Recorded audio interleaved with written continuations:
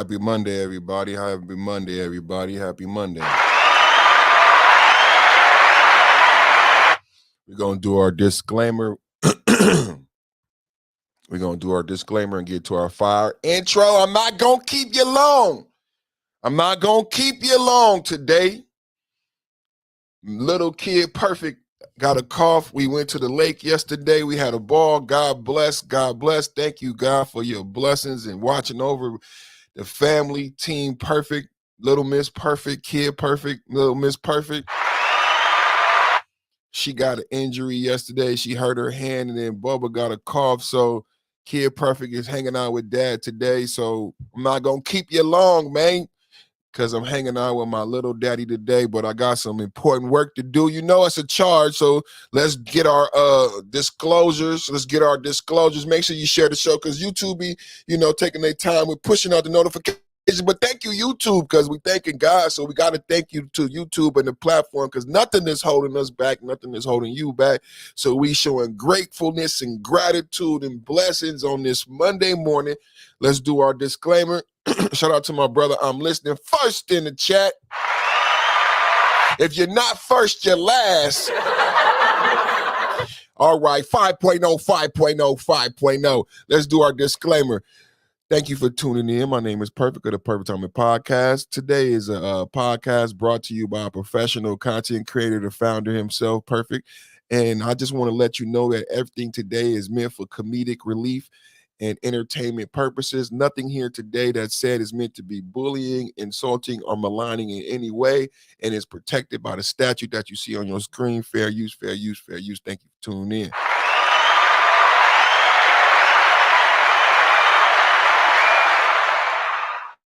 Boy, I'll be fighting, boy. I'll be fighting. But I'm going to keep fighting, y'all. I'm going to keep fighting, because what else can a king do, man? We got if I'm fighting, I'm still alive. I'm getting to that point where I understood where, when you're young and you fighting all the time, you be like, man, it's a lot of fighting. One day I want to have peace. Brother was talking about peace, but it's like every day I feel like I'm fighting. It's like I remember when my grandmother saying she got to, look forward to the fight, because the ability to fight and knowing that you fight is alive. You know what I'm saying? Every day that you fighting, life is a fight. I gave you the analogy in the Bible where it said life is a race, where he's talking to us in the red letters, and he said, did you know it was a race?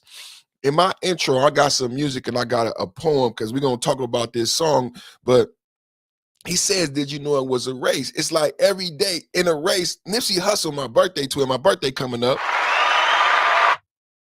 called it a marathon, because a marathon is you're racing every day. A race is one time. A marathon is not a race. A marathon is continuously racing, continuously running. A marathon is jumping rope on the razor blade. The analogy that Ice-T gave was for Black American male life in America as we get into the sundown town. Like jumping rope on a razor blade. If you've ever been Black in America and you ever driven through a sundown town and understand what it means. So that's what it means to be jumping rope on the razor blade.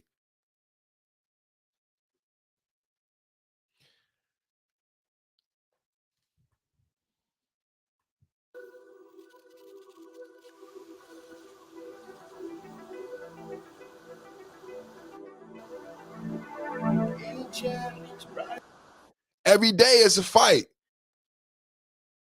Every day is a fight. Every day is a race. A marathon is continuous. 5.0 is them brothers that won't stop. 5.0 is them brothers that got it locked. 5.0 is them brothers that's on the top.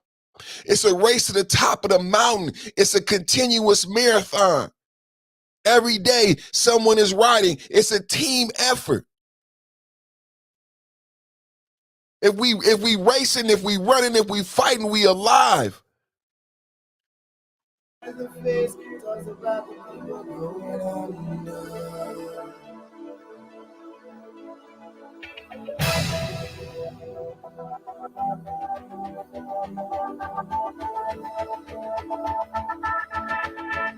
Only childhood.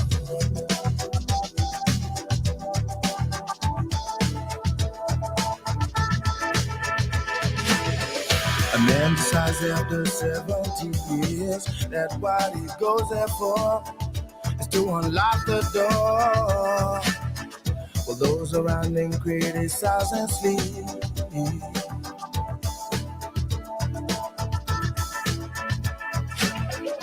Through a fractal on a breaking wall, I see you, my friend, and touch your face again. Miracles will happen as we dream.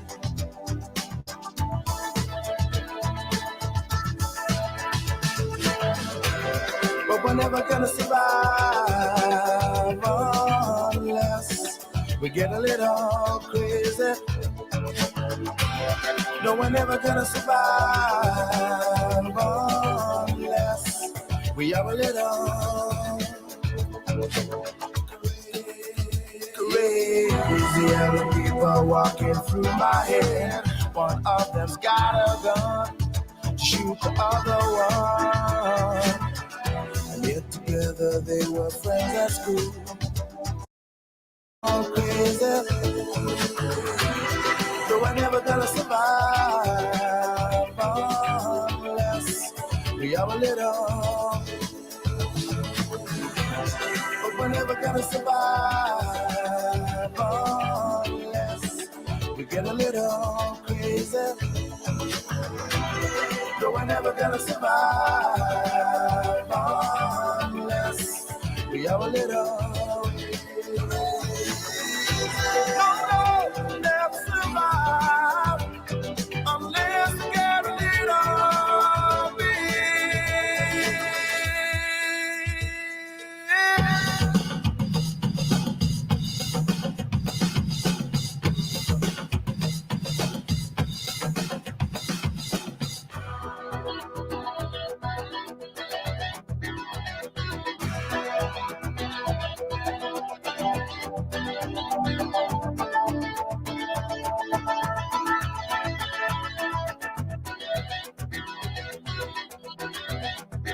Then you see these signs of which you never known before.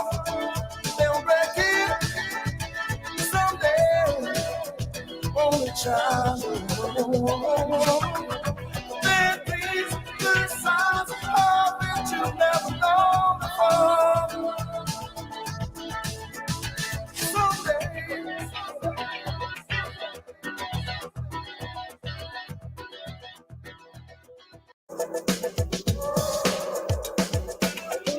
Man, these signs going on after 70 years.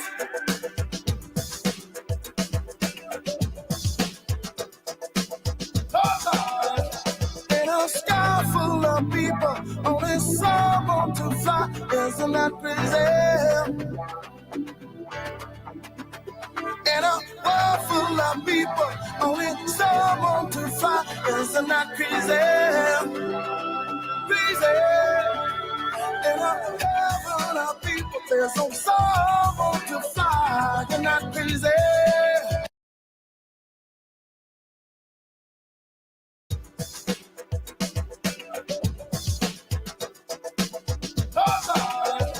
In a sky full of people, only someone to fly. Isn't that crazy? In a world full of people, only someone to fly. Isn't that crazy? Crazy. In a heaven of people, there's no someone to fly. Isn't that crazy? Oh, baby.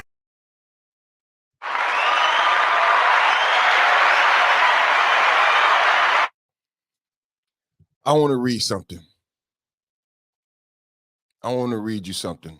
I'm going to bring it on screen. You can read along with me if you want. I feel blessed to be part of this podcast today. Let me read you something. This is a poem by Maya Angelou. Rest in peace, and thank you for your many gifts and poems. The name of this poem is I Know Why the Caged Bird Sings. A free bird leaps, fair use. We're not going to read the whole poem. A free bird leaps on the back of the wind and floats downstream to the current ends and dips his wing in the orange sun rays and dares to claim the sky. But a bird that stalks down his narrow cage can seldom see his bars of his rage. His wings are clipped and his feet are tied, so he opens his throat to sing. The caged bird sings with a fearful trill of things unknown but longed for still. Of his tune is heard on the distant hill, for the caged bird sings of freedom. The free bird thinks of another breeze, and the trade wind soft through the singing trees, and the fat worms waiting on the dawn bright lawn, and he names the sky his own.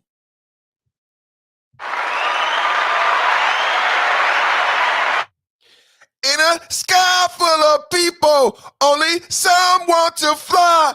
Isn't that crazy? In a heaven full of people, only some want to fly. Isn't that crazy? Crazy. In a world full of people, only some want to fly.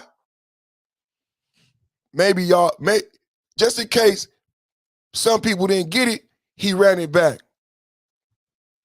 Just in case some people didn't get it, he ran it back. If you didn't like when he said, in a world full of people, he ran it back, just so you could get it again, just like Maya Angelou in her poem. The poem is called I Know Why the Caged Bird Sings. Do you know why the caged bird sings? Do you know why? I know why the caged bird sings, because in a sky full of people, only some want to fly. Isn't that crazy? Crazy. In a heaven full of people, only a few want to fly. I know why the caged bird sings. The caged bird sings of a song of unknowing, why the free bird names the sky his own.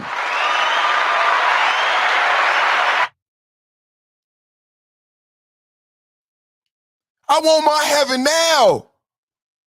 I want my heaven now. I need my freedom now. I need to name the sky my own. I need to fly. If everybody in the movie could fly, it's not amazing that I fly.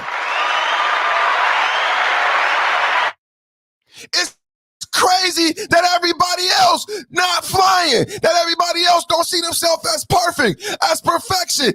That's what's fucking crazy. If you're a human, if you're a magical human being, if you motherfucking Negro and you black melanated human, you don't want to fly? You don't want to be perfect with the ability to be God?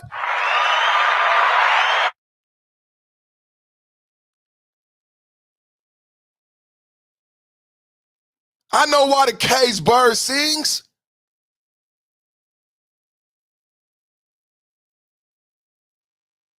It's not one letter, not one word that's overused, that's misplaced. It's very simple, very succinct. That's what makes it a poem. As we get into songs, as we get into lyrics, as we get into innuendos and dog fucking whistles that we didn't make up, as light-skinned and high yellow ninjas across from high and low come from up and yonder. I said, when high yellow ninjas from up and high and yo and coming from yonder, talking about there's nothing wrong with the song, as if they don't know why the caged bird sings. They don't know why the caged bird sings. Feel blessed to be part of this podcast today. Do you know why the caged bird sings? Caged bird. Every word has power. Every word has power. sings a song. You know what we've been talking about as far as what a song means? The power in a song, the power in lyrics, the power in messaging. I've been fucking with you about this for 2 weeks so that you understand or overstand that music is messaging. That's why Lucifer was so powerful. I'm asking you a question to get you to think so you understand the power of music. How and why Lucifer? Did you know God loved Lucifer? Did you know Lucifer was God's son? Did you know Lucifer came to God for permission to chastise Job? And God granted him permission because he loved Lucifer? And the great songs and messaging and how he would sing his praises, and he understood the power of chanting, the warrior dance, the rain dance. I've asked you over and over, is music messaging? Yes, yes, yes, yes, yes. That's what the fuck it was created for. To hold on to and to pass down messages. Because we didn't believe in books. We didn't believe in books.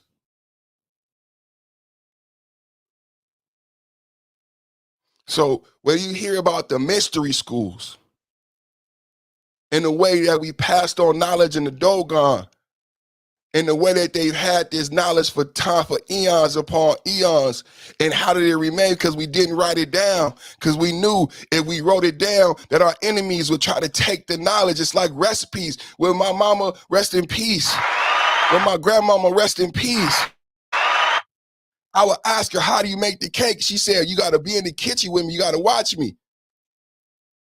And I would get upset. It's a cultural tradition that gets passed down. It don't get written down. When they say the revolution will not be televised, it's not written down.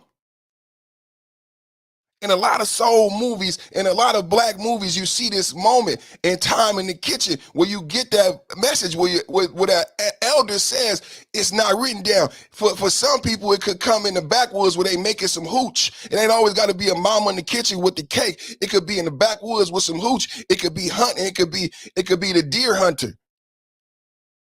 And it's not written down. It's passed down. We go on this hunting trip. And we tell this story of why we don't like black people. I take my white son with me on this hunting trip. Hello? Because he's not born with this hate. He don't understand why we treat the black people the way we treat them. So I know around this age, we all take our sons on a hunting trip and we talk to them about why we have to protect your mother and the children from these people who are not like us. And we instill this knowledge. You might call it racism, but I just call it what he said in the song, raised up right. Ain't that what Jason said in the song? He said, these small town boys is raised up right. We go through a rite of passage because we not born this way. I got friends because we got Billy, Bob, and Joe, and everybody go to school together. We all know each other. But see, my daddy took me out on a hunting trip. See, I was raised up right. Anybody in the chat been raised up right? Put a 5 in the chat if you was raised up right. Because we got to talk about poems. That's why I started with a poem. That's why I started with a song. That's why I wanted to ask you, do you know why the cage bird sings? That's why Seal said, in a sky full of people, only some want to fly. Isn't that crazy?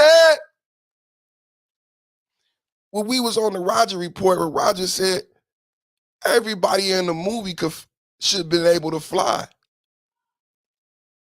If Neo could fly, and then Trinity could fly, and it's a fictitious world, then everybody has the ability to fly. Why isn't everybody flying?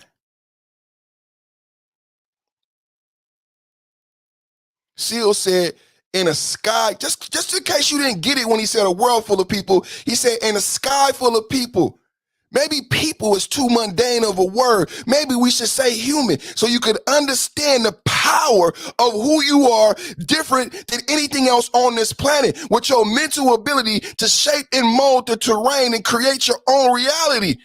That's what he means by flying. But only some want to do it. Only some want to take the machete and chop down the path. It's hard, bro. That's hard. What you mean? In a sky full of people, it's like having legs and not running the race. You gotta wait till you don't have legs to have the desire to run the marathon. You had legs every day. You wasn't running. You've been in the sky the entire time. Why aren't you flying, black man?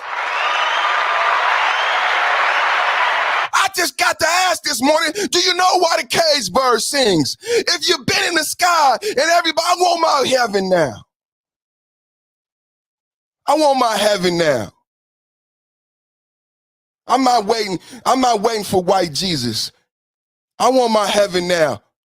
The free bird names the sky his own. The free bird sings a different song of free trees on the breeze and fat worms. He names the sky. That's God. Don't that sound like some people we know that tell us to slow down? Be quiet. Perfect, you too loud. Your name is perfect. He always screaming. He think he know everything. Pussies. Pussies, pussies, pussies. Yeah, my name is perfect.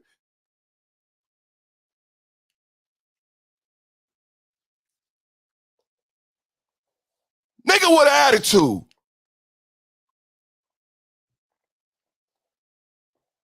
A young nigga got it bad because I'm brown and not the other color. So police think they had the authority to kill a minority. Sundown town, sundown town, sundown town. Let's get to the motherfucking topic.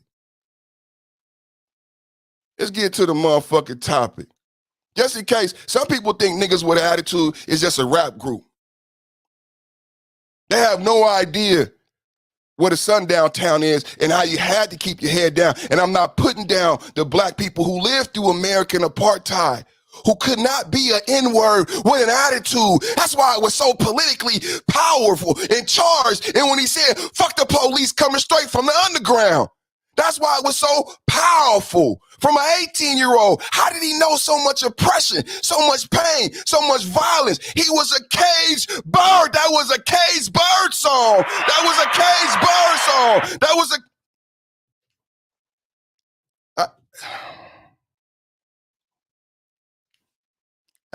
at this point of the broadcast is when Perfect typically cusses out all the black male constituents for not being as good as he is, but he's not going to do that this time.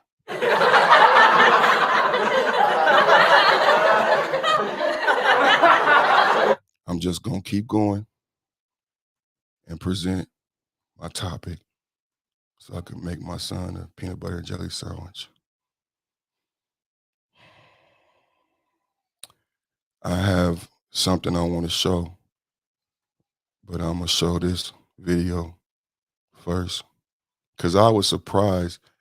I shouldn't have been surprised on how many of these towns exist right now.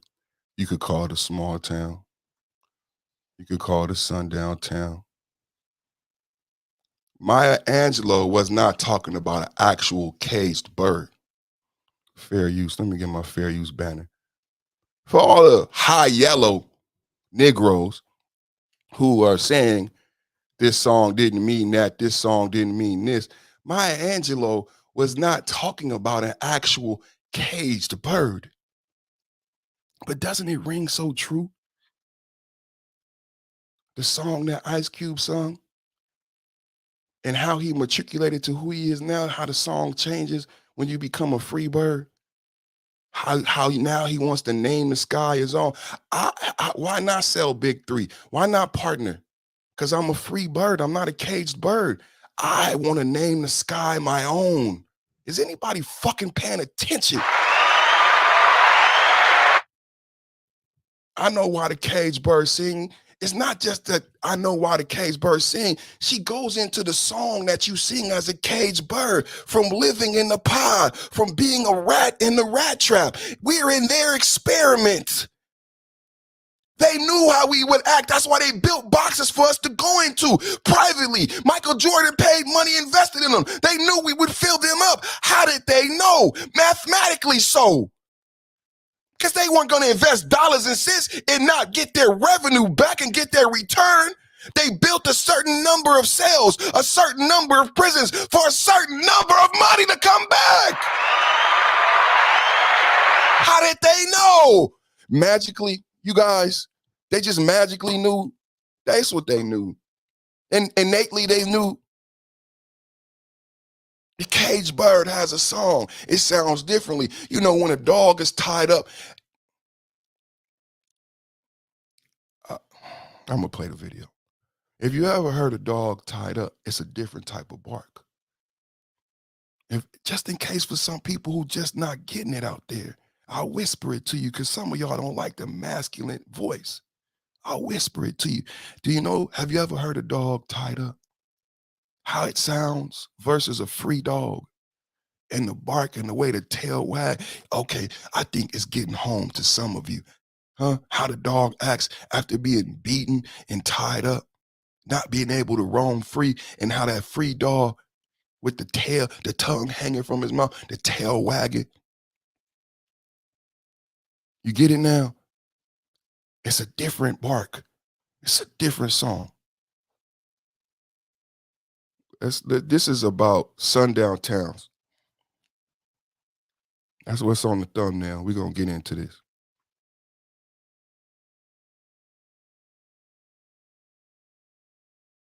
By the time Missouri Governor Jay Nixon went on television yesterday to announce the midnight curfew for residents of Ferguson, we'd already gone off the air here on MHP. But friend of the show, Dorian Warren, who was with me at my table yesterday, stuck around and joined my colleague TJ Holmes at his table during the news conference. After it ended, Dorian weighed in on the historical precedent to what the governor had to say. What you just said, Raul, when the sun goes down, here is the historical context for this. If you were black in an all-white town, you could not be in that town when the sun goes down, and it was a threat to your safety. Historian and author James Lowen, the man who literally wrote the book on sundown towns, uncovered thousands of these towns that existed in the United States throughout the 20th century. By some estimates, as many as 10,000 sundown towns had sprung up across the country by 1970. Some where the warning to African Americans not to let the sun go down on you was an unspoken rule that spread by reputation. Others where the warning was explicitly spelled out in signs posted along the highway or at the town or on the county line. But all of them, whites-only spaces where being black after dark could mean arrest, harassment, assault, or worse. In 1968, 21-year-old Carol Jenkins was selling encyclopedias door to door in the sundown town of Martinsville, Indiana, when she was stabbed in the chest with a screwdriver and left to die in the street. So for African-American travelers, making the choice about where to stop for food, gas, or a bathroom break, or rest for the night was potentially a life or death decision. It is in part what prompted the publication of this, the Negro Motorist Green Book. This handy guide let African Americans on the road know where they could find safe harbor and where they need to steer clear of the threat of white violence in sundown towns. The Green Book started to become obsolete when the passage of the Civil Rights Act of 1964 outlawed racial discrimination in public accommodations. But that history of restricting travel and access to public spaces for African Americans seemed very present last night in Ferguson, where the streets, the people were warned to stay out after midnight in a town they normally call home.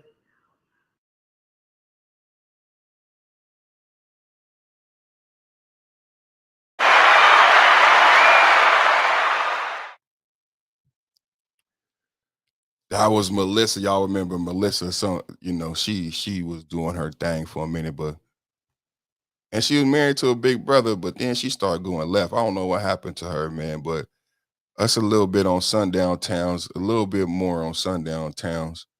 Y'all want to read the lyrics? Let's read the lyrics to the song. Let's read the lyrics to let's go to an article.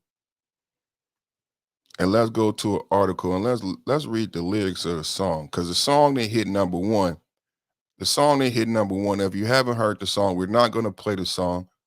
The song that hit number one, I want to read the lyrics, and I'm gonna read you some stats from the song, right? On the screen, you're gonna see some stats. Let me read the lyrics real quick, and then we're gonna go to a different website. This is some of the lyrics. Jason Aldean, number one song in America across all genres. This is the number one song in America. Now, remember what I've been saying for the last 2 weeks about the writing on the wall. I've been noticing, and I said you could smell it in the Bay Area. You say you smell me, you could feel it in the air, like the Benny Siegel song. And then the report came out that the separation and division and the prejudices that exist in 2023 are even higher than it was in the 60s. I'm saying it's egged on by social media and songs like this. I've been feeling it, right? I've been feeling it publicly when I go out, when I go shopping, when I'm walking around. I feel it. I feel the tension. It's the same thing that was around when George Floyd, and that same pulse is there. And I believe people are being wired up by these videos, and he's expressing that in this song. And that's why I started with Maya Angelou's poem, and that's why I started with Seal's song, so that we get some analogies and understanding of messaging and what poems and songs and Lucifer and why these things were created in the first place, why the gospel, why people were upset at Aretha Franklin, why people were upset with Ray Charles, right? Because the power of song and messaging, right? It's so important. It's so magical and powerful how God brought us to this point, because we've been talking about hip hop. We've been talking about the origins of hip hop, the power of song, the power of music, right? The power of messaging. We've been talking about that as we laid the foundations for what is hip hop, as it generated from the spirituals. Today when we talked about Soldier Story, the lead captain in Soldier Story, he got nominated for an Oscar for Ragtime. If you guys remember, Ragtime was a movie when I was a child. I was made to watch it, and I didn't want to watch it, but it was 2 parts. It had a intermission. It had 2 VHS tapes. But my father wanted me to understand this history of Black Negro America and the history of Negro music, the foundation of messaging, and how we passed on history, how we told each other where it was safe, how to dance, and how to do things. So when I did my history, one of the things I said very briefly was Ragtime, but I should have gave more emphasis to Ragtime. But when I did my research today on the Soldier Story, and I learned it, I was like, man, that reminds me of the work we did on hip hop and the building blocks of hip hop. And I didn't think I brought home enough Ragtime, because I talked about jazz and bebop and gospel, and these are the building blocks of R&B and the music that you hear, and those are the building blocks of hip hop. Let me read some of the lyrics of this song. Sucker punch somebody on the sidewalk. Carjack an old lady at a red light. Pull a gun on the owner of a liquor store. Y'all think it's cool? Well, act a fool if you like. Now think about we did a show on Sukiana. We did a show on the exportation of Black exploitation. Everybody said, oh, no, you're doing too much and all this. But I said there's a penance. India Irie said there's a price to pay, baby girl, for the way you're exploiting yourself in the image. He said, act a fool. Does that not hit home to anybody? Act the fool if you like. Who you talking to, Jason? Act the fool. But then again, for those high yellow ninjas, those high yellow for old yonder, huh? The high yellow ninjas would say, Sukiana out here acting a fool, perfect. Meg Thee Stallion out here acting a fool. I could keep going, perfect, of everybody out here acting the darn fool. So this is worthy of talking about and unpacking as we get into everybody acting the damn fool and how the messaging is coming across to non-Blacks. This is what I've been saying about the Black manosphere. and how it looks from the perspective of a non-black, a non-man, right? He said, act a fool if you like. Because I think people are making these videos. We talked about the Sambo today. I think people are exploiting themselves for money, for views, and for likes, and thinking that no one is looking. Like, I can do this because think about the psychology behind it. It's a cell phone. It's a cell phone. So you're alone when you're doing these heinous, these things that you wouldn't want your grandmother to know that you do. Young Miami, what did she say? I don't want my daughter acting like this. And people couldn't understand that. Well, the thing is, you guys, they're alone with the cell phone when they're taking off their clothes, when they're acting like a complete fool, just like the song said. I don't like the song. I don't like Jason. But when they acting like a complete fool, they're alone with the cell phone. They shaking their ass in front of the cell phone. They've been drinking and they acting a complete fool. But I don't want my daughter to act like that. What? It's as if they think no one is looking at them. So when this guy makes this song and we interpret it this way, and the high yellow ninjas are saying, no, this is the problem. This is why I started with Maya Angelou. So let's look at the stats for a song the song that talks about you think it's cool, act a fool if you like, cuss out a cop, spit in his face, stomp on a flag, light it up, yeah. You think you tough, well, try that in a small town. See how far you make it down the road. Around here, we take care of our own. You cross that line, it won't be long for you to find out. I recommend you don't try that in a small town. I got a gun from my granddad gave me. Y'all remember I told you about that hunting trip. You got to read in between the lines. I got a gun what did he give you that gun? Didn't he give you a lesson?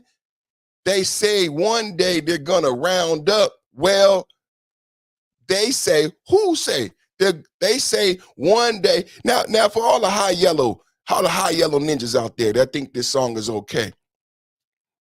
The high yellow ninjas is the first one to say, what do you mean by that? We perfect. What do you mean by they? Well, I ain't seen one of you high yellow ninjas ask him, what does he mean by they? It's a lot of justification out there.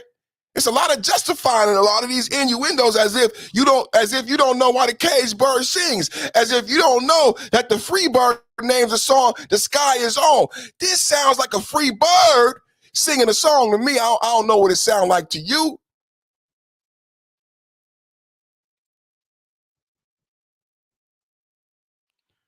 So that song, let's see, that song that's talking about these type of lyrics,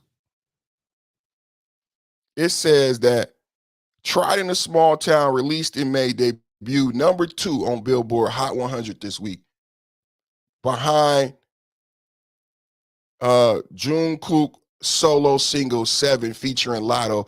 I think that's the Korean K-pop. I think that's the K-pop, one of the biggest groups in the globe. They got the biggest music, they making the most money. They got Lotto on their single, but number 2 is this song across all genres. The track experienced the biggest sell week for country song in over 10 years. That's why we talking about this. Just so you understand the writing on the wall, this song experienced the biggest jump in over 10 years for a country song, bigger than Nas X. According to the media, the song hit 11.7 million on-demand audio and video streams before July 14th and 20th, marking a 1,000% increase from the previous week. A 1,000% increase from the previous week.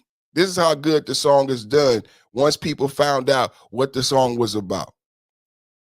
Prior to the music video, on July 14th, the track accounted for 987,000 streams. Now, listen, you guys, 11 million, until he put out the music video that had the young African American, the young black people, the same thing that you see on social media, the same thing I've been speaking to you about, of the culture of the air in the room, knowing how to read the room, of what you see on social media doesn't come off as 24/7 showing these videos. And he's just expressing his anger from, it's just like the guy, the cartoonist who came out and said, don't live next to black people. And people just said, oh, he's just a weird white guy. And now this country music guy who was named the country music star of the decade, you guys, this is not a small person sending this message. This is a very loud dog whistle. Before the song had the video, 900,000. After the video, 11 million. Digital song sales increased from 1,000 to 228,000 in the same weeks. There's no way to even fathom that. The only thing you could do is attempt to measure the level of hatred that is out there for Black America. That's what this is all about today. You could say, perfect, the song don't mean that. I want people to recognize the level of hatred out there and the division in America. It happens in a decline. It happens when you have an economy in decline. We are in an election year. This is all political. Everything you see happening this year is all political. None of this take for granted that they want a 90-year-old president going into 2030. As we go into decline, this is the first year that America is less than 60% white. We have a white decline. We have a westernization decline. There is a Brexit, there's a European decline. Decline. They are not taking this sitting down. We have to understand the writing on the wall. Why would you want a 90-year-old king going into this decline, going into this next era of America? Bill Gates said 2030, we will no longer be the world superpower. You hope and pray that we fall number 2 and 3.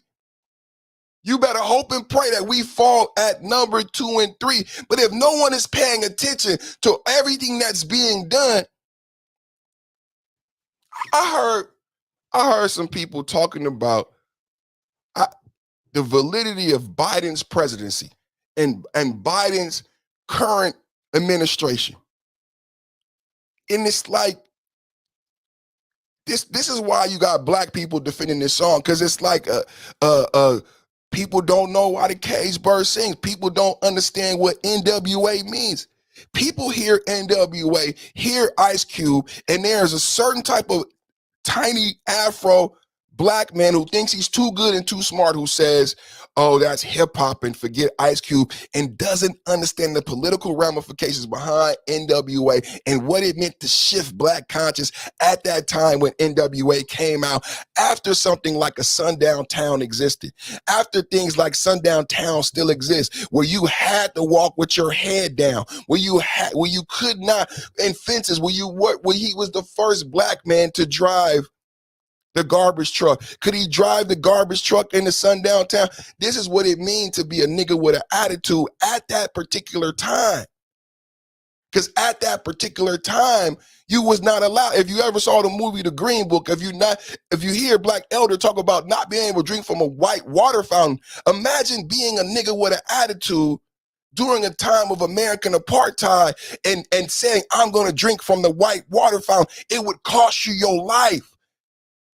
NWA says, I'm no longer abiding by these things that still were in place when NWA came out. I'm drinking from whatever water. That's what Tupac represented. That's what that Black consciousness and mentality represented. That we saw our fathers and grandfathers, and they had to. But now we got drugs, we got guns. We saw the Black Panthers. If you come in our neighborhood, we gonna shoot you. And I'm a nigga with an attitude with a gun. And I say, fuck the police, the slave patrol. I say, fuck the Sundown Towns. I say, fuck Jason. Y'all don't get NWA. NWA is in response to the Sundown Town. Let's go to the Sundown Town. Let's go to this website. Let's go to this website. Let's go to this web. I'm going to read something from this website. I showed one video on the Sundown Town. I got some more videos because I know y'all like videos and y'all don't like my voice. So this is a historical justice website. Is from the book Sundown Town, James W. Lowen. This is a map of America, 1942 to 2021, historical database of Sundown Town. He calls it a small town. Try that around a small town. I got a gun from my granddaddy. Try that around a small town. I got a gun from my granddaddy, and I was raised up right. I started off the podcast. See, a lot of people come in the podcast, leave the podcast, because black people is finicky. You know, black people come to my podcast, they hear me cooking, they see me doing good, and it's almost like they're revolted by the fact that the podcast is so good. Click on Perfect Podcast, it's gonna be fired. You just leaving because you're a real hater. That's the epitome of what a hater is.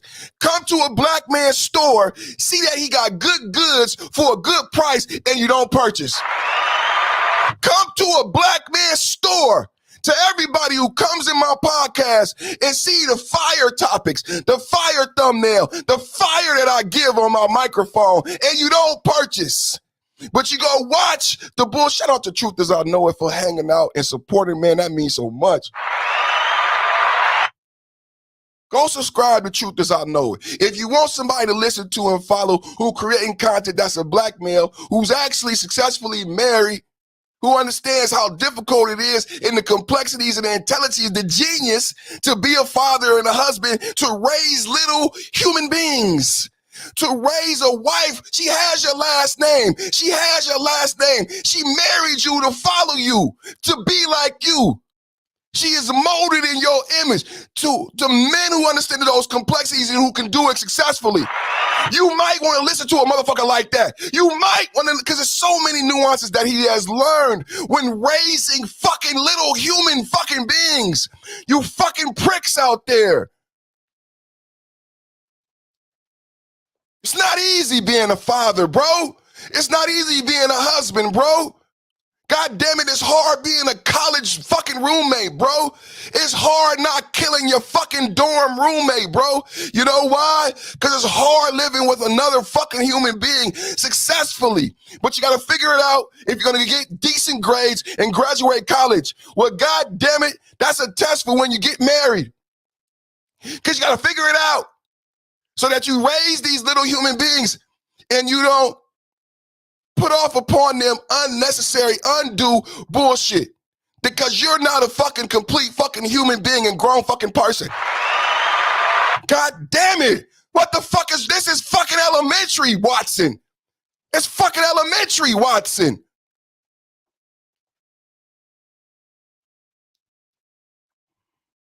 I don't know no monk fucking with me. I don't know no monk functioning on that fucking, on that wavelength. I don't know no monk with these complexities. I don't give a fuck if you was married once before. God damn it. Calvin Samuel said, amongst your circle, I got team perfect. Firing on all cylinders. You know good motherfuckers, you. Are you a leader outside of YouTube when you walk into places? Excuse me, sir, do you have $1? Excuse me, sir, what time is it? Excuse me, sir, those are nice shoes. Excuse me, sir, excuse me, sir, excuse me, sir. To the point where my wife, everywhere we go. Excuse me, sir, OG, everywhere we go. Everywhere we go, the people always know who we are. So we tell them 5.0. 5.0, so we tell them.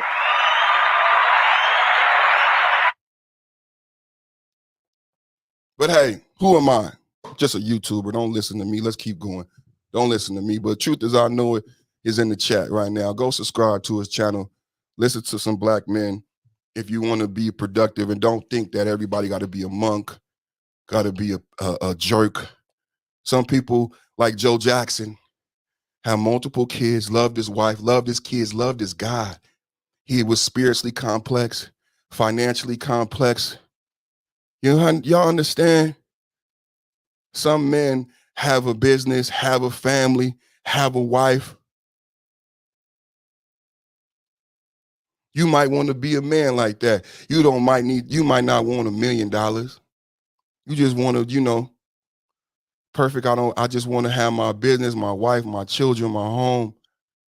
And I'm a young man. I might need to have a couple questions, a little compass. And I came to the Black manosphere and I was upset at Black women, but I'm not upset anymore. See, Scrappy getting divorced because he had this conversation with his mother where he's not under his mother's spell anymore. And he don't want a mom for a wife anymore. He want a woman. So it's Black men coming to the Black manosphere in the same position Scrappy was in, up under their mother's tutelage, up under their mother's thumb. And they had to do the work in the Black manosphere. Shout out to Truth As I Know It and Rael. And they get from up underneath their mother's thumb and they look at their mate and she might not want to be there no more because she realized he didn't elevate it. He don't want a mama no more and he want a woman I don't know how to be. Because see, my mama wasn't a woman. My mama wasn't a woman. My mama wasn't a woman.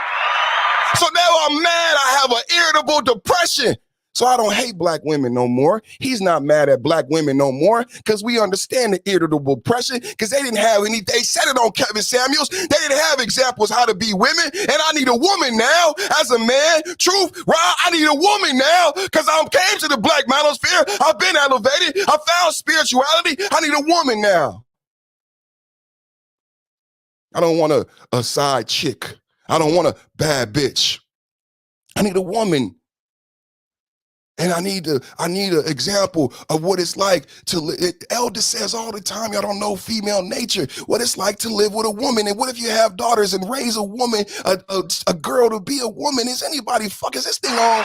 I'm gonna shut this motherfucker down. I don't think I got a cash out. It's too much. I done gave too much good knowledge today. It's almost an hour. I gotta make a peanut butter and jelly sandwich. You motherfuckers don't deserve me, goddammit. I'm only doing this because God charged me to do it. I'm not doing it because Black men support me and love me and I get the goddamn respect I deserve. That's not why I'm doing this shit. For any of you mucky niggas listening, because I know you hate watch. On the screen is a map for 2021 of sundown towns that exist today. What state y'all want to pick on? Put a state in the chat. Did you know most of the sundown towns are in the Midwest? Tennessee on the news all the time. Tennessee on the news all the time. Location, Tennessee. This all the sundown towns right now. Right now.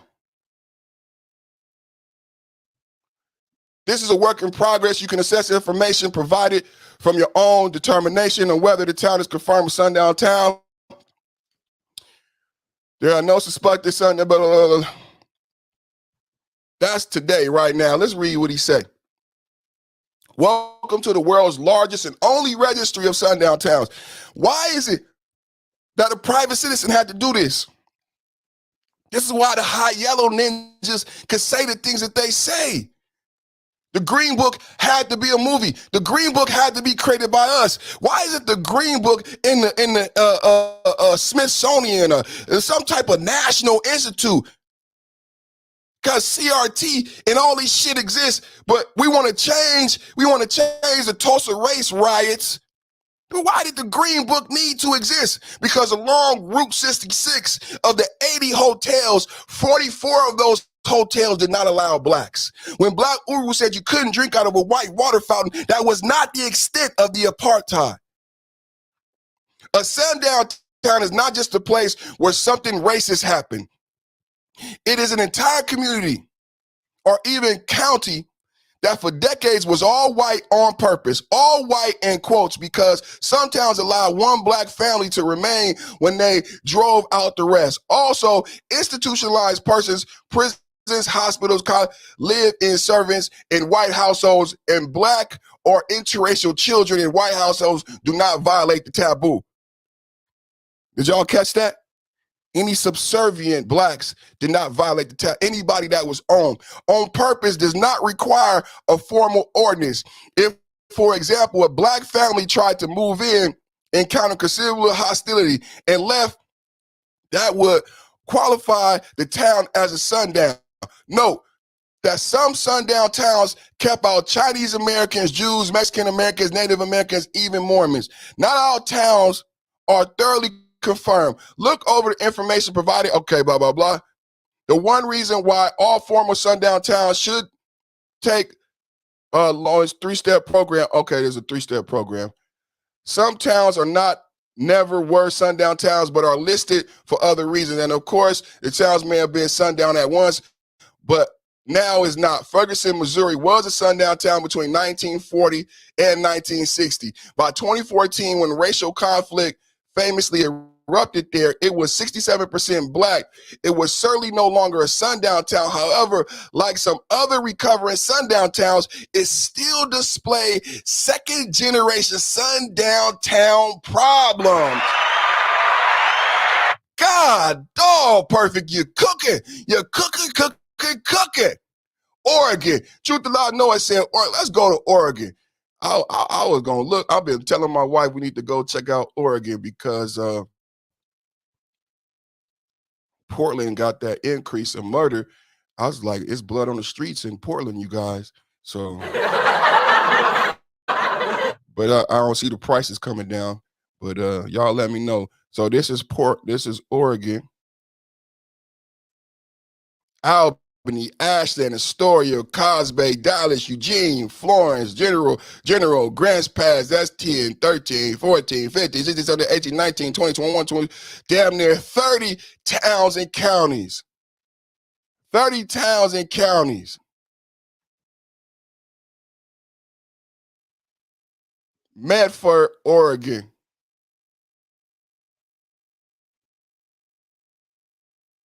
Method of exclusion, violent expulsion, threat of violence, reputation. Woo! Sundown town status. Surely. Was this an ordinance? Yes.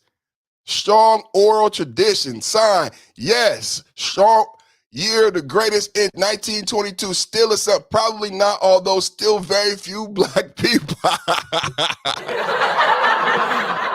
Oh, man. This is still today in Medford, Oregon. Sundown town. All right. Let's go. I got another video. Let's do some more videos. He said, we raised up right. My granddaddy gave me a gun. We raised up right. My granddaddy gave me a gun. Let's do another video about sundown towns.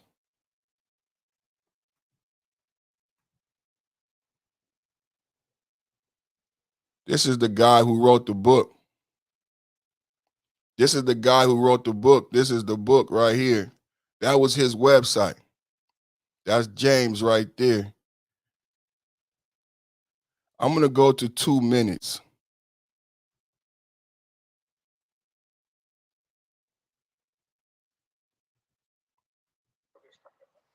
Right. We've seen sundown towns talked about a lot. You'd mentioned the movie Green Book. We see it in pop culture referenced a lot. Are we hitting the mark with a sundown town, or are we getting that wrong too? The Green Book in particular gets it hilariously wrong. It's worth seeing, but consider this fact. People don't realize southern towns didn't go sundown on the whole. Sundown towns are a northern phenomenon. So in the Green Book, this odd couple, you'll remember it's a white driver. Take note of that, because that matters when we talk about Tennessee, country music, and all these people in the Midwest. I told you there are people in the Midwest that could live their entire lives as white people, go to college, go on vacation, and never see another black person, because the numbers of blacks and the ratio of black to whites in America. I keep telling you guys, pay attention to the demographics and why things are happening. This is the first year. We got the baby boomers retiring this year.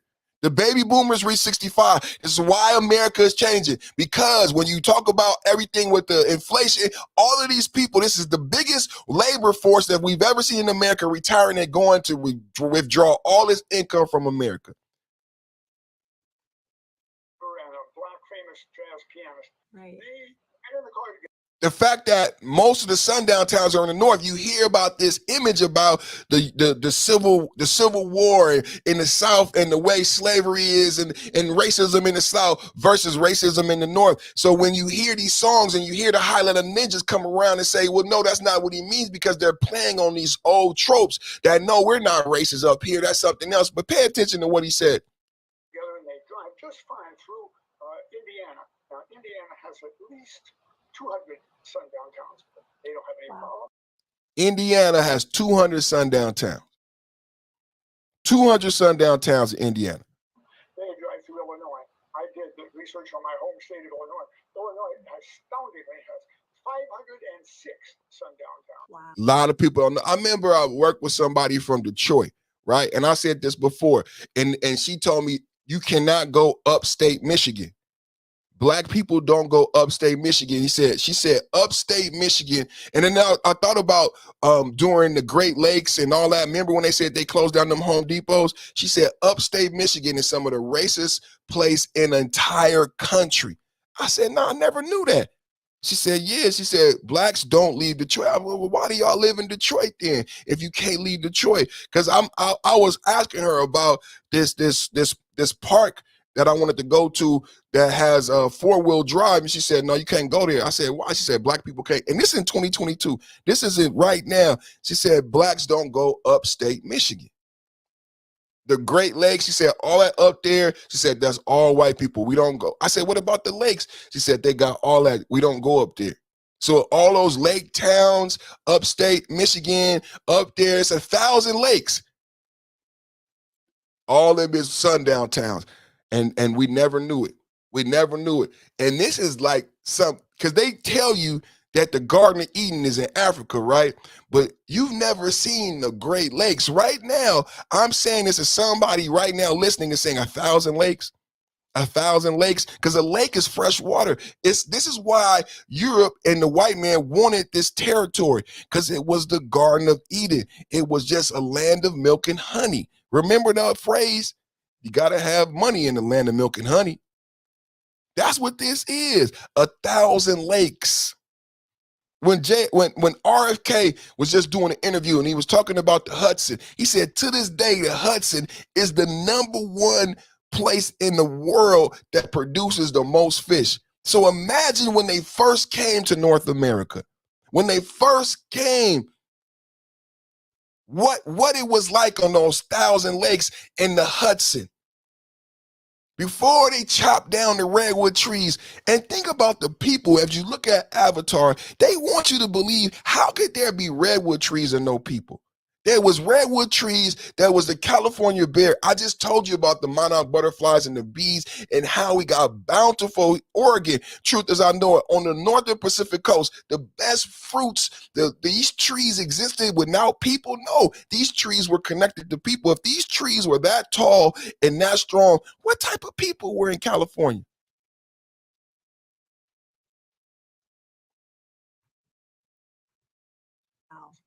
No problem. They get into Iowa. Iowa has between 100 and 200 sundown towns. I'm not quite so sure. They get their way to, and no problem for them.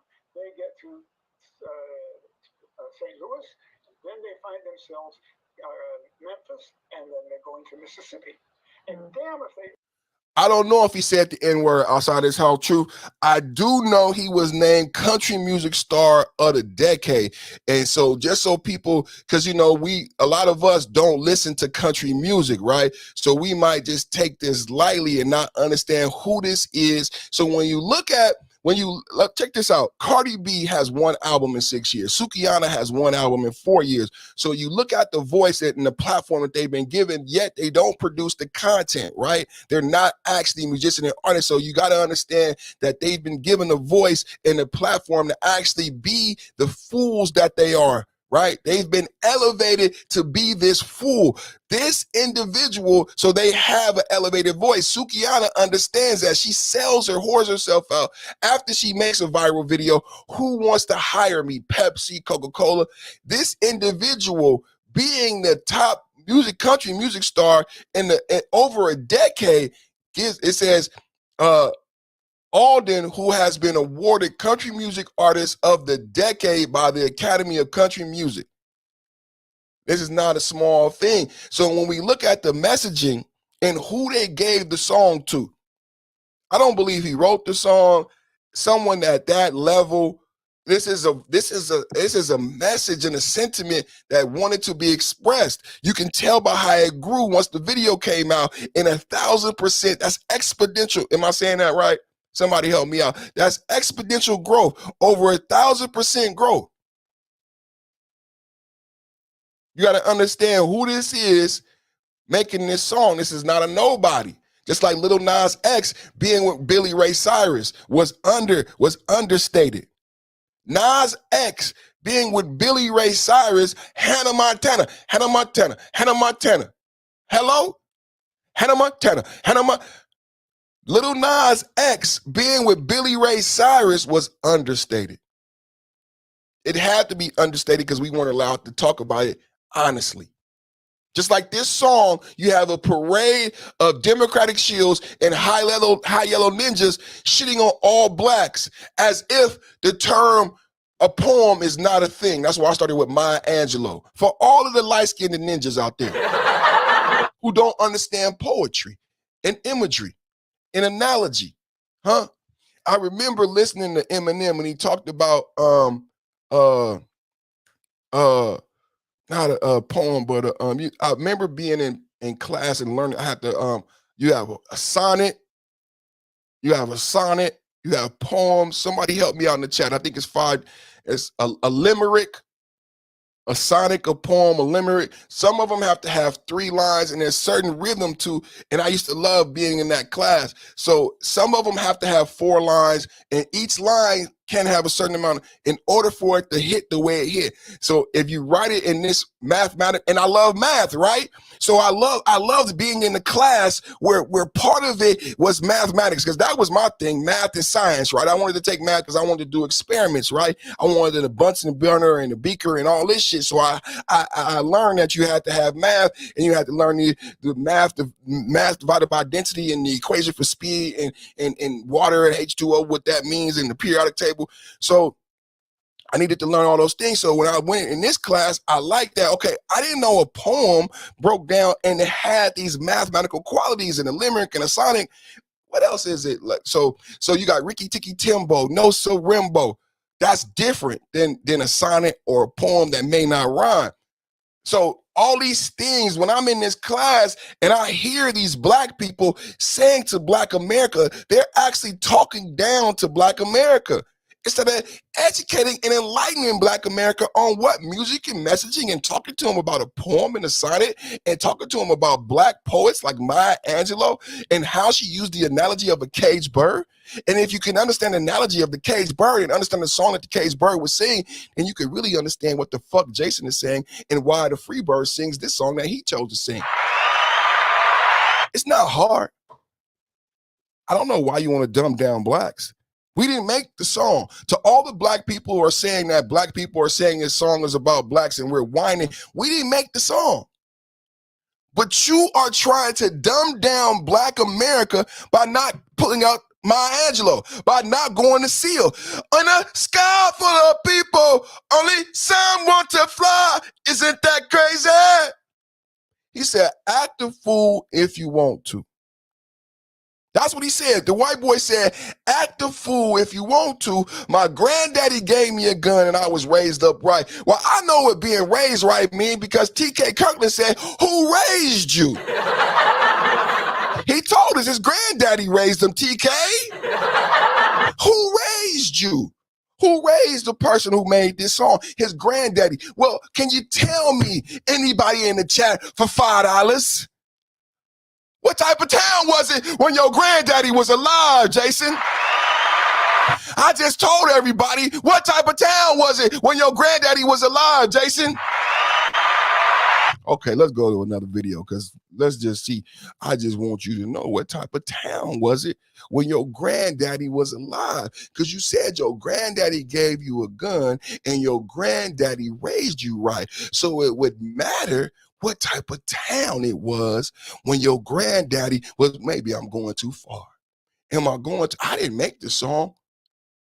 He said granddaddy. Why did he say granddaddy?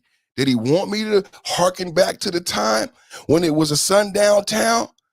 Or when his granddaddy was enforcing American apartheid on black elder, black Uru? Maybe he wanted me to focus and hearken back to the time of his granddaddy when it was an American apartheid. And there was over 500 sundown towns in your state. Sundown town and counties. Is that what he wants us to do? Maybe he wants us, because he said his granddaddy gave him a gun and raised him up right, TK Kirkland. He said his granddaddy gave him a gun. Well, I've been talking to you about this dueling black consciousness. I've been roasting motherfuckers, giving you examples like Truth as I Know It about different levels of consciousness, how it manifests in real ideology. So what level of consciousness, what was the thoughtiology of his grandfather? Just asking a motherfucking question. That's all I'm asking. Because he said it. I didn't say it. He said granddaddy. Because a lot of people say when they talk about Paula Deen and older white people, they said the N-word, and that's okay because it was racism back then, right? Well, he said his granddaddy raised him up right and gave him a gun. Let's go to the video. Just so people understand. This video is called Small. This video, I'm sorry, I didn't have a Freudian slip. I didn't have a Freudian slip. This video is called Sundown Towns Still Exist Today. I made a mistake, you guys. I said small towns. Now, I apologize. Like I said, this is a professional podcast, you know, and I love and respect everybody who comes to watch and support. So that was a Freudian slip, and I do apologize for that. This video is not called Small Towns Still Exist. This video is called Sundown Towns Still Exist. People, specifically those who believe that racism doesn't exist and that we need to move on. It's time to talk about sundown towns. So sundown towns have been a topic of discussion even to this day, but there's a lot of people that look like me that have no idea what they are. So let's talk about it. So sundown towns were all white communities that would actively exclude Black Americans and other minority groups using disciplinary laws, harassment, and even violence. There would be posted and verbal warnings telling Black Americans that they might be able to work and travel during the daytime, but once the sun goes down, then they need to leave. This practice often excluded Black Americans, but it was also known to exclude Jewish, Asian, and Native communities as well. So from 1890 to 1960, there's been a total of 10,000 sundown towns across America, and they mostly resided in the Midwest and the west side of the country. There would be signs posted at city limits using racial slurs and quotes like, "Don't let the sun go down on you here," and "Whites only."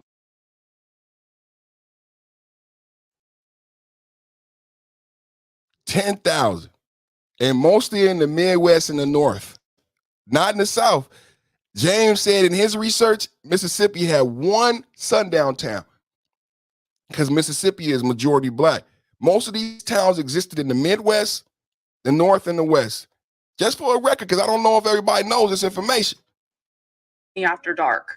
Even back in the 1940s, cities like Edmond, Oklahoma, and Mena, Arkansas, they would advertise how great their cities were because there was no Black residents. Sundown towns would have discriminatory housing practices, meaning if someone wanted to live there and be Black, they couldn't. They couldn't buy a house, they couldn't even rent a house. Job opportunities were scarce for Black Americans, and if there were any businesses that served Black customers or hire Black employees, they would be boycotted by the white townspeople. Even during the daytime, Black Americans were subjected to harassment, abuse, violence, and even arrests, all because they were just standing there. It also wasn't uncommon for Black travelers to literally be followed all the way to the city limits by the local police or local residents.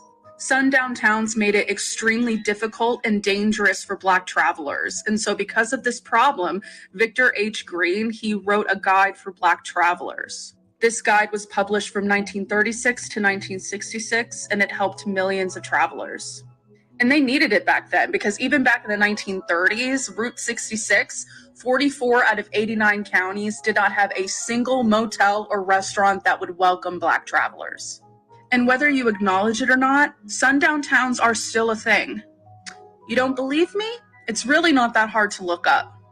For example, my state that I live in, that happens to be in the Midwest, there's over 120 counties that are still known to be sundown towns. What about your state? And there's some people that say that racism was over a long time ago. Fuck all the way off.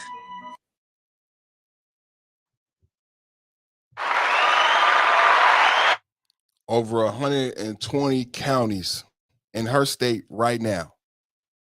Sundown towns today. Not small town, sundown town, small town, interchangeable as far as you ask me.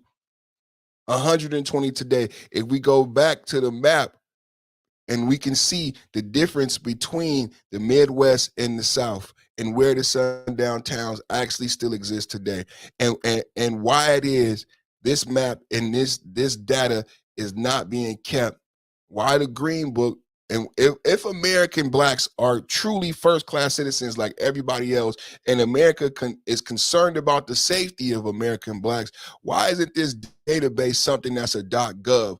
Huh? Why is it the Green Book that's something that's a .gov? Let's look at some of these upper states. New York. Let's look at how many sundown towns is in New York.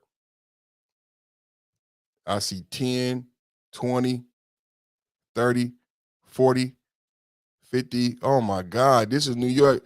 Look like 60 or 70. Look at this. Again, same thing with Michigan. Where upstate New York, you don't see a lot of blacks, which is why you had that violence. Let's go to Michigan. That's how I was talking about Michigan, where Detroit is, right? Let's go to Michigan, where Detroit is. That's Minnesota. Don't laugh at me, everybody. Detroit, there you go, Michigan. I was looking for the MI.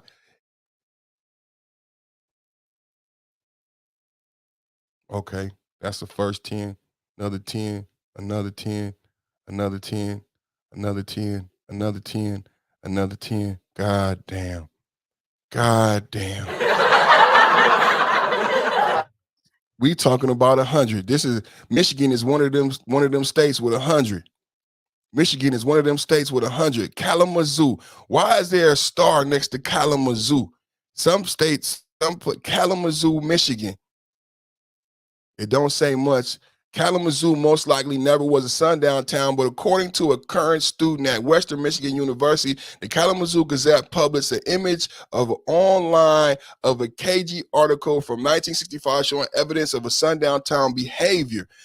As you might be aware, Kalamazoo was then and still remains racially segregated, with the black population largely concentrated in the area of the North City's downtown. And the article apparently is an attempt to explain the life on the north side or the rest of the city's population. There's a quote close to the top of the rightmost column from Fred Lilly, the former head of the NAACP, saying that blacks weren't allowed on downtown streets in Kalamazoo after 10 p.m. in 1920s. So just so you know, some of the places, even though they did, so to be a sundown town, so when you see all, this is the thing that, so just so you understand, to be a sundown town, right, everybody that you see here, all these 100 counties and cities, to be a sundown town, you have to have a sign. I'm just picking this out the blue. You have to have a sign, right? And then you have to have that sign posted, right? Independent city or town, sundown town, probably not, although still very few black people. Let's go to another one. Hudson.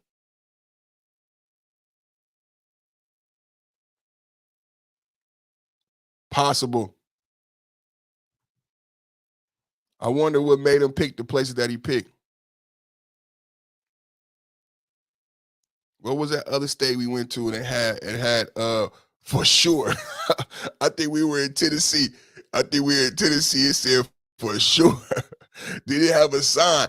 So to be a sundown town, you got to have a sign, right? And it had to be an ordinance. Don't know, probable. Crockerville. Let's go to Crockerville. That sound like Crockerville, don't it? So let's don't know. Perhaps some oral ordinance. So everybody didn't have a sign. So most of these places though would have a sign where it said, like on my thumbnail, that you cannot do this and that after a certain time. Literally a sign saying this. So Cumberland's and this said probably not, although still very few black people. Of the 71 blacks reported in 1940s were female, 58 were indicating that these all live as domestic workers. So out of the most of the blacks there, 58 were female. That says a lot. That unpacks a lot. Real Talk said, I wonder why blacks were left out of the Midwest. The most farmland in America, they don't want blacks to be self-sufficient. Now think about this too. Think about how farming has diminished in America since they took us out of farming. You know what I was saying the other day? I was like, to people who may not want to follow me, like, okay, perfect. Give me some insight into being this man you talk about. I would say get a dog. Because I remember when I told you earlier about the different bark between a dog that's tied up and not taken care of versus a dog who's being loved. Get a dog and get a garden. You know what I'm saying? This is why when you a child, they give you a pet, or at least in certain areas of communities, you don't always have this in inner city that don't have a lot of money. But I remember growing up in the Eddies and the TV show, you know, I wanted to do the science project. I want to build the volcano. They don't do that shit in the inner city. I want to take home the hamster. They don't do that shit in the inner city. Why? What's the whole thing about taking home the hamster? Why would I suggest a young man get a dog and get a garden? Learn how to grow your own food from seed. Killer Mike said, learn how to hunt, kill, catch, and clean game. There's things you're going to learn about you. There's things you're going to learn about the earth that you live on. You get disconnected from the earth when you're watching TV. Everything comes from the motherfucking TV and these smart, dumb niggas who want you to have everything from a book. You don't know your divinity. You don't know your magic, black magic. You don't know who you are until you cultivate seed. Or you get an animal, you train that animal, or you get that woman and you raise up that child to be a human being, and you start seeing these qualities that exist in you that don't exist anywhere else. And why that white woman said, find you a big black man if you get lost. When you cultivating seed, then you start understanding what I'm talking about when I'm talking about growing human beings. When you start learning about yield, and you start reading the Bible and these verses start jumping out at you, and you start being like perfect, you're like, I'm gonna start preaching, I'm gonna start teaching, because these verses is jumping out at me. I'm in my second yield, perfect. And now when I've always heard this Bible quote from my grandmother and my pap, but now it means something different. When God said, don't go pull the weeds now. All the references to the garden, to the roots, to the weeds in the Bible of having fertile soil. And why you didn't have a good yield, because you didn't have good soil. You understand it differently. How is it that they want you to believe that your ancestors were stolen from a desert, came to North of America where they couldn't even survive, y'all? Where they would die. White woman would die. Whooping cough. The white man would die. And you came here from a motherfucking desert and you learned how to cultivate this land better than the indigenous people within a matter of days? Why the fuck would you believe that? Because you've never cultivated seed. And you learn about environment and the ability for this fruit and why I got to plant this, and how the ladybugs and how the grasshoppers and how the caterpillars and all these things you disconnected. You start looking at Avatar, the movie, a little bit differently. You always stepping on bugs and getting mad at bees. I hate bees and buying bug spray. You've never cultivated seed. They removing you from your divinity. How you black God if you not doing? That's why, real talk, it's not just about the farmland. It's about us. It's about us. It's about us.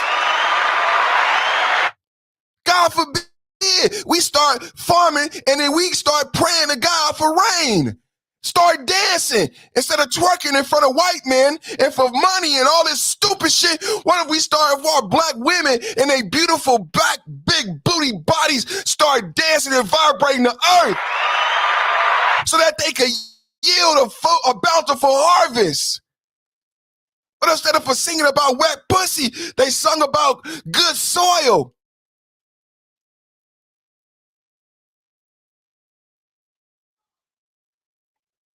Oh, don't listen to me, y'all. Don't listen to the preachy ass perfect. Don't listen to me, y'all. Don't listen to me, y'all. Because a lot of people be atheists and they claim they don't like the Bible and they don't like the scriptures and they don't understand. You never cultivated seed. You never got your hands in the dirt, in the mud. You too busy in the white man book. I just explained to you about the mystery schools and why they outlaw singing and chanting in California. You so caught up in the white man book, the white man television, the white man social media.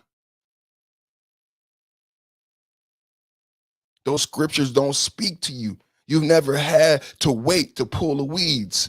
You never had somebody come sow weeds in your harvest, an angry neighbor. Them scriptures don't hit home and you counting on this harvest to feed your family, to pay your bills. It's a different prayer. I know why the cage bird sings.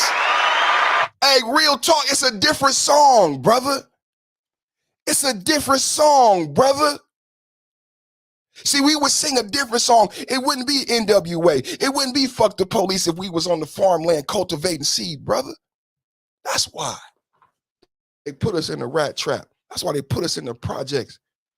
That's why they created prison cells and they knew we would fill them up. They knew we would behave and break the rules that they created. They knew they couldn't maintain the land. That's why they created Monsanto. If we had the land, you wouldn't need Monsanto. It would be bountiful. We would be praying. We would be dancing. It would be a bountiful yield. You know how I know it would be a bountiful yield? It would be the same bountiful yield that built this motherfucking country. Oh, you forgot? The same bountiful yield that built this motherfucking country. Because when we were farming for free, they allowed us to farm and they profited and we were bountiful. Cotton for the globe, tobacco for the globe, sugarcane for the globe. No Monsanto. No pesticides, there's Negrocide. Bountiful for the entire globe. We clothe Europe. Do y'all even know what the cotton was for? The cotton was for the poor cave Neanderthals who were living like fucking cavemen. They hated us for walking upright and wearing suits and having businesses and farms. They didn't live like us in the Caucasoid Mountains. I didn't know what the cotton was for. They always tell you, you pick cotton, you pick cotton. What is cotton for? We clothed Europeans. They wasn't white. They wasn't white. Hello? They wasn't white and they weren't like you. They didn't look like you, dress like you. They didn't do the math and business. They didn't cultivate seed the way you did.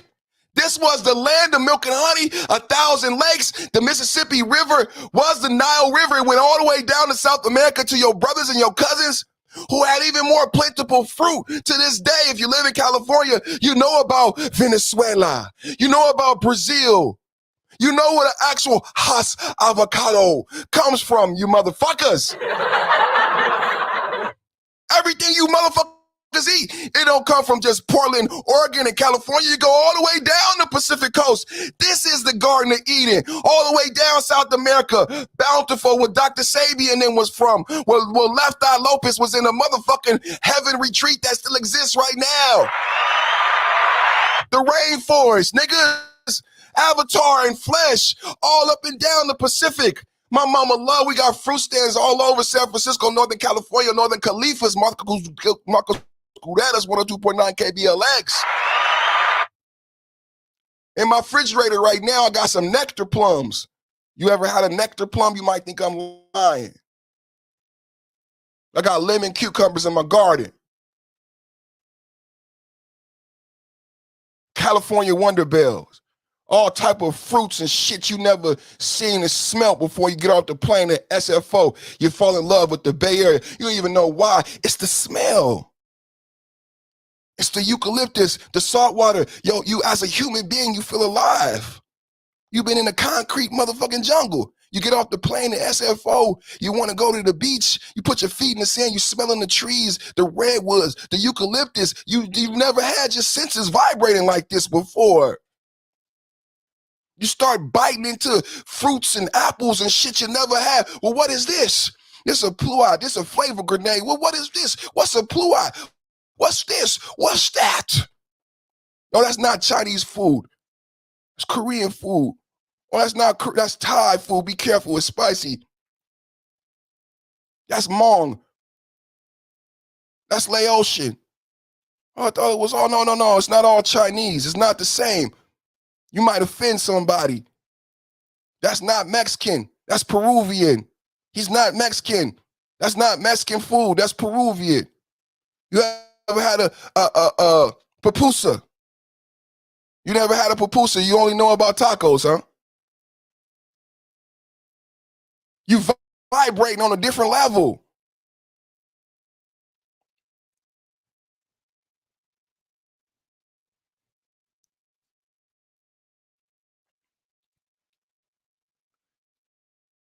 I know why the cage bird sings. The cage bird sings a song. It's like the same sound of a dog yelping. It sings a song of unknowing. She said the cage bird song is a song of unknowing, a song of longing. In the Baptist Black Church, on the wall, it said long suffering. It bothered me. Why we got long? Why is that our interpretation from the scripture? Long suffering. We know so well why the cage birds sing long suffering. That's the sound coming from the choir. Long suffering. It's a cage bird. It's a yelping dog. But the free bird sings a song of the breeze on the trees and fat worms and names the sky is on. Come around this small town and find out. That's a free bird song. I'm a free bird. That's a free bird song.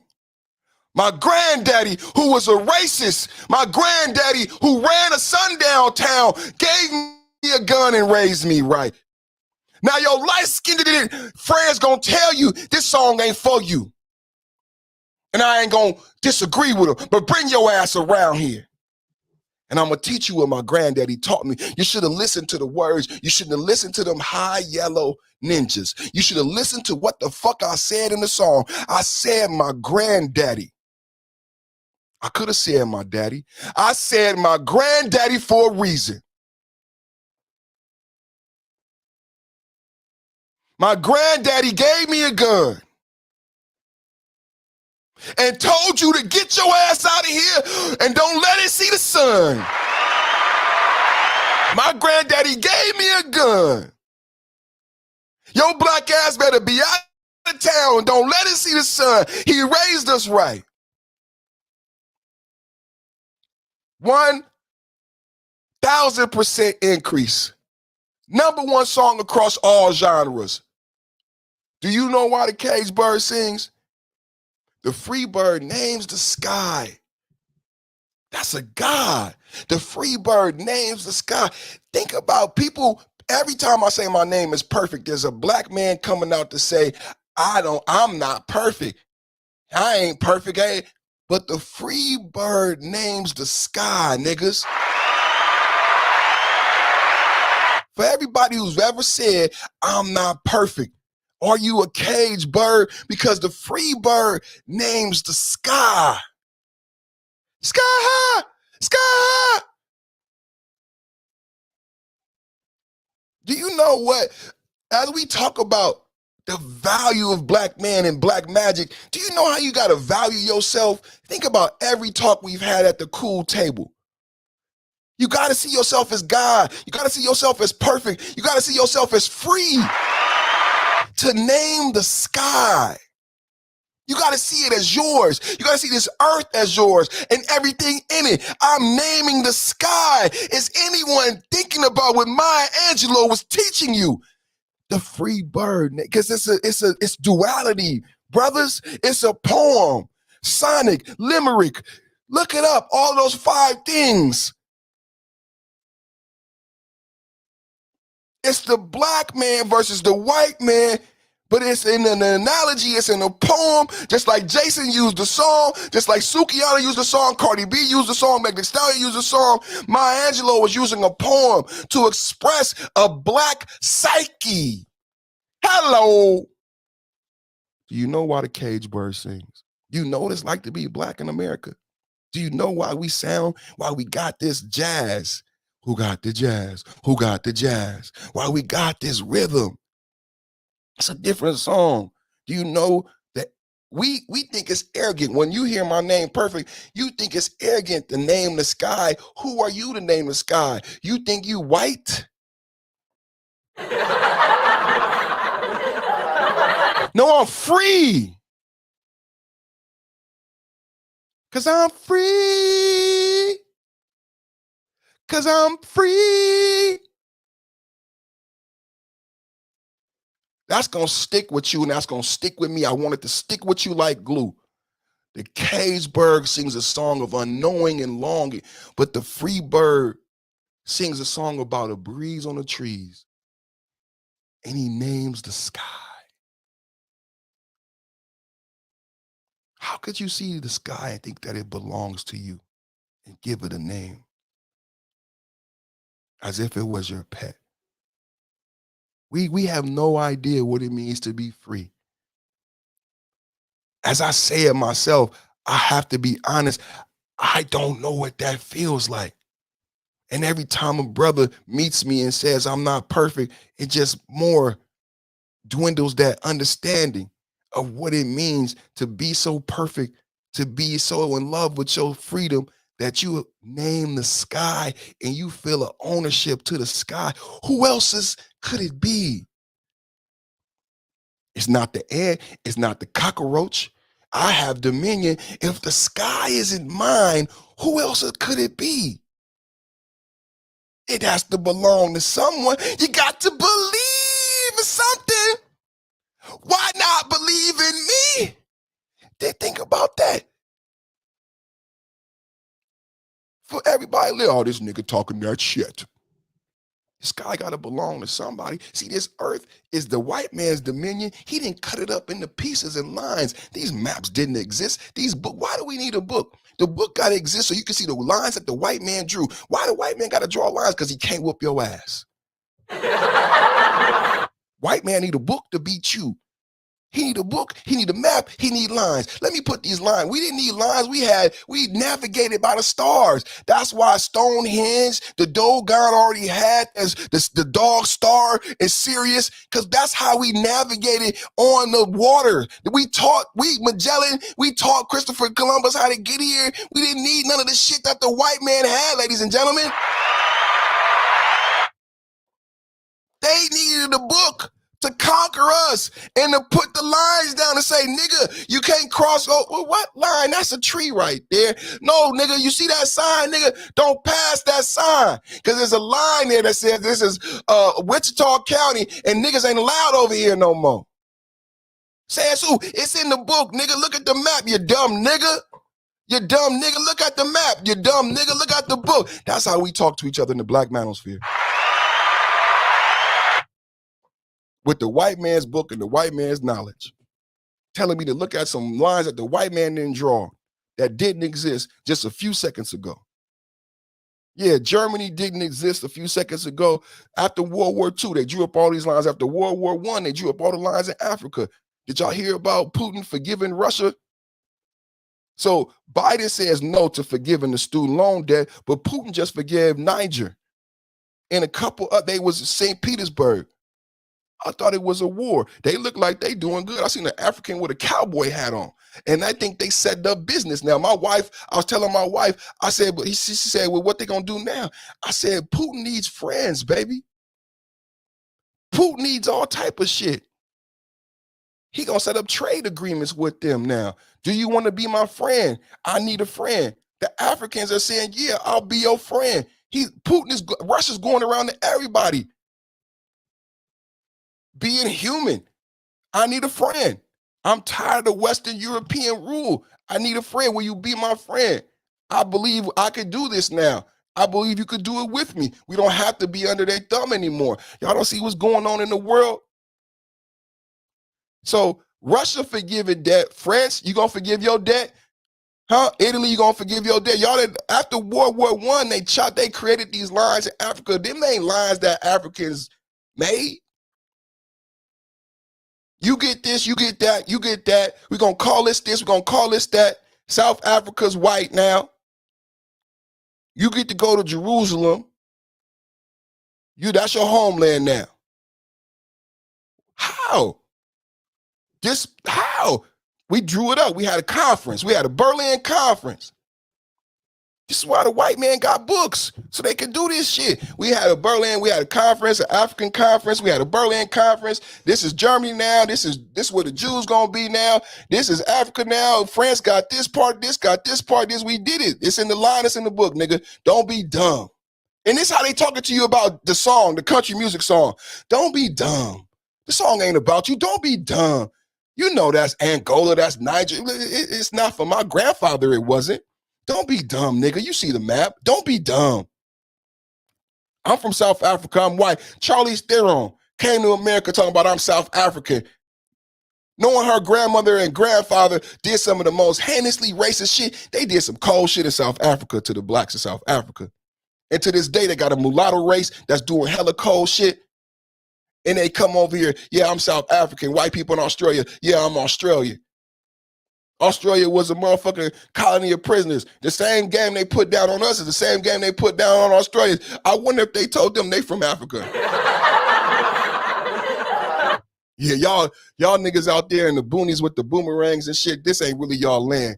It's white people land. It's Australia. Because who would argue with Australians being white? Australians is just as white as Americans. Sundown Town. Oh, don't be overacting, perfect. You're taking this too far. Australia, you're taking this too far. Australia is just as white as America white. How do you get Australia to be white? How do you get South America to be white? How do you get America to be white? Sundown towns. White boys like Jason who was raised right by their grandfathers. I mean, it's a lot easier for you high yellow from down yonder. You know, it would have been easier for y'all if he would have left a couple things out. You got to deal with the granddaddy. You got to deal with the sundown towns being majority in the Midwest and the North. You got to deal with why the cage bird sings. You got to deal with Seal. And we're never going to survive unless we get a little. And we're never going to survive unless. Thank y'all for listening, man. I got to go make my son a peanut butter and jelly sandwich, man.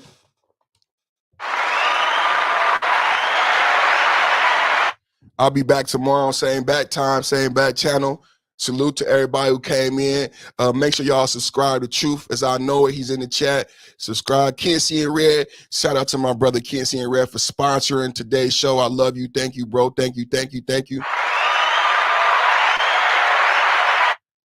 Shout out to Real Talk for coming through, helping, supporting, keeping the chat moving. I see my sister Deborah Carr in the chat. I'm listening was the first one. Afro National, Mrs. Perfect Timing. I seen Jims. Good to see you, Jims. Pushing Perfect. I haven't seen you in a while, so it's good to see everybody. Make sure. Oh, Tampa Bong, man. Shout out to my brother. Perfect said I ain't taking it far enough. Yeah, man. I my son, man. I love my little boy so much, man. So God moved me to do this show, but I have him on my mind. When I played the video, I ran and checked on him. So I'm gonna go hug him and kiss him. And his cough is progressive, so he's getting better. But I made him stay home because his cough is progressive. So it's coming from his chest. I could see I could see him, hunch over when he coughs.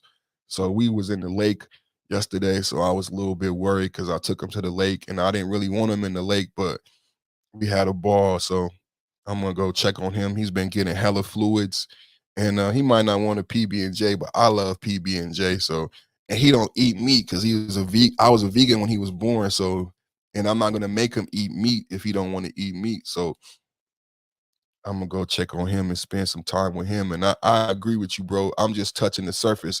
Like I wanted Rogish to do the Sundown Town because he got history with Tulsa, Oklahoma. So it's a lot untouched with Tulsa, Oklahoma, with Seneca Village, with Lake Lanier.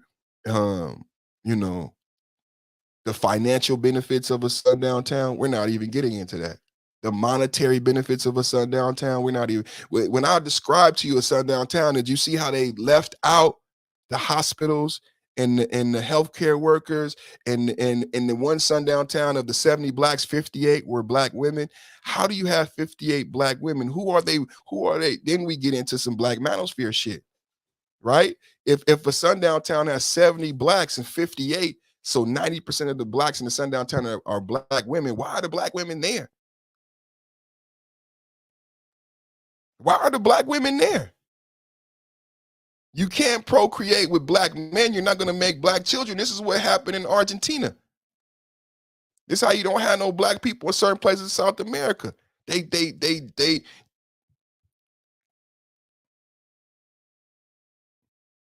breeded them out. Are these breeding? Are they doing breeding? I mean, there's a lot to unpack. So you basically get free labor. And then again, when we talk about protection and provision, why would 60 black women be there without black men to protect them and provide for them, unless they didn't feel like they needed to be protected? And they were being provided, because we know ain't no woman gonna be nowhere where they not being adequately provided for it. There's a lot to unpack about the sundown town, because the sundown towns weren't 100% white. There was a black component. Why did those blacks stay there? Why did those black women, who did those black women sleep with? Where are those children? The financial gains to having a sundown town where you still have blacks do all the subservient labor. They're not going to be paid. And this is why you have the minimum wage still $7 in a majority of these states where you have a majority of sundown towns. And still $7. As motherfuckers talk about Joe Biden for another, if one thing he ain't got one signature accomplishment, at least he could raise the federal minimum wage. You still got $7 minimum wage. 12,000 medium income, black and white. So it's a financial component to the sundown town. We're not getting into that. We're not getting into the spirituality, culture, as we talked about, culture, black culture versus white culture. We know if there's no blacks in the sundown town, if there's no black, then there's no spirituality there. There's no church. There's no Sunday morning. There's none of the things that we bring to the table. The family aspect. That's why in the sundown town, you got white people running around hunting and killing people with screwdrivers. You would think you'd be happy. What makes you be so depraved? It's 90% white. No one comes here, and you kill a young black girl with a screwdriver. For fun, think about the depression. This is why I say that's white culture. With the things that you think are white culture versus black culture, you have no idea. White culture is that where a young white man wants to go stab a black girl who's selling library books because it's after dark. This is the fun where white men jump in a pickup truck and chase Ahmaud Arbery. Yeah, thermonuclear, but you know, some of the shit, man, everybody ain't ready for. Everybody ain't ready for it. They charged them with the race crime for using those pickup trucks. Because what it means to have a pickup truck as a white man and chase down a black man in the South, they charged them with the federal race crime. And because you know what you were doing in that pickup truck. Y'all remember how they did the black man in Texas with the pickup truck? You knew what you were doing with that pickup truck and how he would react. That's why we got the literature. That's why we have the policy. Because we know what a white man in this area in a pickup truck means. It's the same thing as that country music song. If you could unpack the Ahmaud Arbery racial charges, and if you paid attention, because we unpacked it on this channel, of how she got the conviction because of the pickup trucks and how they cornered him with the pickup trucks. How white man in the pickup trucks, and she went to the law of what it was written down, because people might say, I don't understand the racial component of that. The same way high yellow ninjas are saying they don't understand the racial component of this damn song.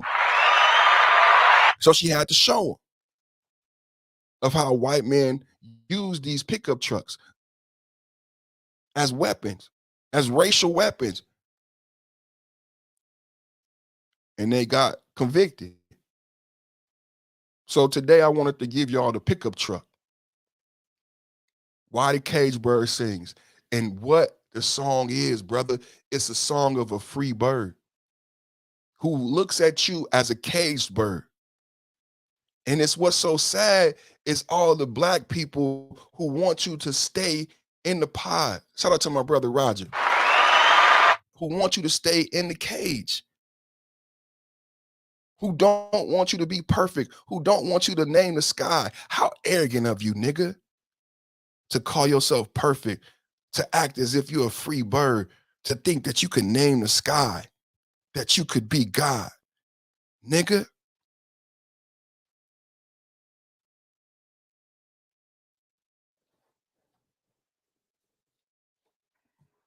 I love y'all. I gotta get out here and go check on Little Kid Perfect, man. Y'all have a good day.